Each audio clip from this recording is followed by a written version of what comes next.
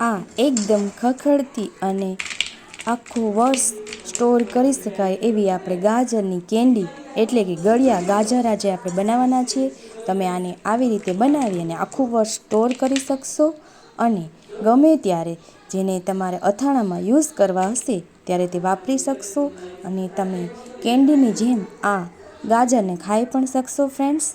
તો ચલો આવા ટેસ્ટી ગાજર બનાવવાની આપણે રેસીપી જોઈ લઈએ। વિડીયોને અંત સુધી જોતા રહેજો। વેલકમ ટુ માય ચેનલ રસોડાની રંગત। Please share, subscribe and like. સ્વાગત છે તમારું રસોડાની રંગતમાં। તો આજે આપણે બનાવવાના છે ગળ્યા ગાજર એટલે કે ગાજરની કેન્ડી। તો એના માટે આપણે ગાજરને ધોઈ સાફ કરી અને લઈ લીધા છે। તો હવે આ ગાજરને આપણે છાલ ઉતારી લઈએ અને આવી રીતે સિમ્પલ ઉલટું ચાકુ રાખી અને નોર્મલ આપણે છાલ ઉતારવાની છે। જો કે બહુ છાલ ગાજરની પાડવી એ સારું નથી, એટલા માટે આપણે નોર્મલ એવી આપણે છાલ પાડવાના ચાકા સિવાય એવી રીતે આ સાદા ચાકાથી આપણે એની છાલ ઉતારી લઈશું ફ્રેન્ડ્સ। અને ઉપરનું જે ભાગ છે તે ડંઠલ એને આપણે નીકાળી અને હવે આપણે બધા ગાજર આવી રીતે બધા ગાજરની છાલ નીકાળી લેવાની છે।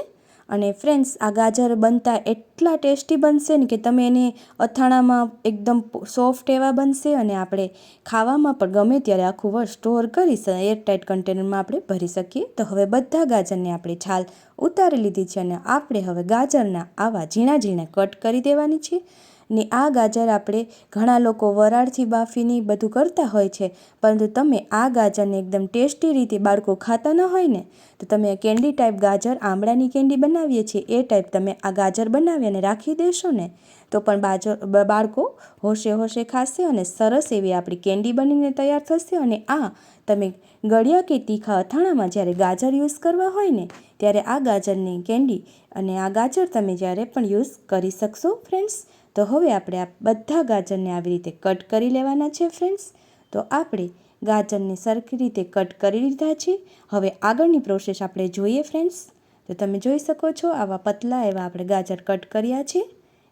અને હવે આપણે આગળની પ્રોસેસમાં સૌ પ્રથમ તો આ બધા ગાજરને હવે આપણે સુધારેલા ગાજરને એક મોટા બાઉલમાં એડ કરી દઈએ અને ત્યારબાદ આપણે હવે એમાં ખાંડ એડ કરવાની છે। તો જેટલા ગાજર લીધા હોય છે એનાથી ડબલ પ્રમાણમાં આપણે ખાંડ એડ કરવાની છે।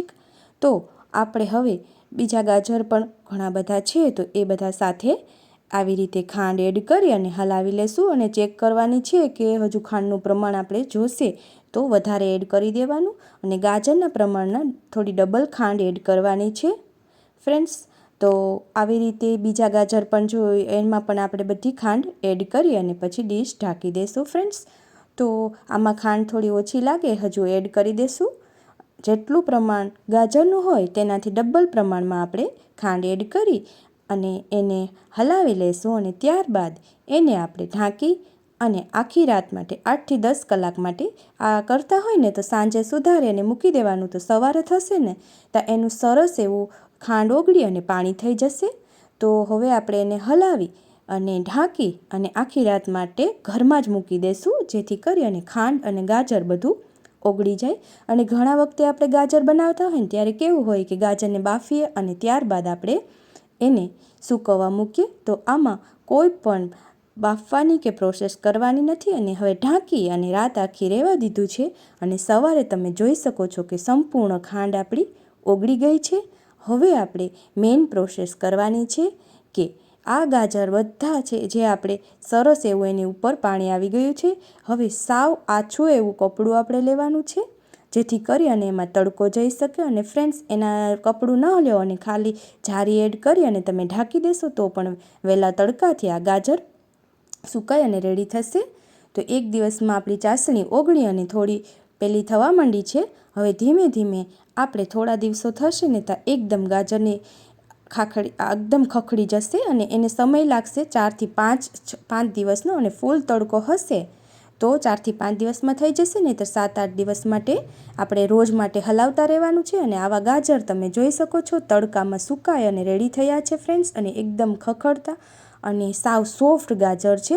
નહીંતર ગાજરને આપણે બાફીએ ને તો ગાજર એકદમ કડક બની જાય છે, તો એવું નથી ફ્રેન્ડ્સ। તો આ ગાજર બની અને રેડી થઈ ગયા છે ફ્રેન્ડ્સ આપણા. તો ફ્રેન્ડ્સ તૈયાર છે આપણી ટેસ્ટી ગાજરની કેન્ડી અને એકદમ મીઠી અને તમે મોઢામાં નાખતા જ એકદમ પોચી બની જાય છે અને ખાવામાં કેન્ડી બાળકો એમનેમ પણ ખાશે.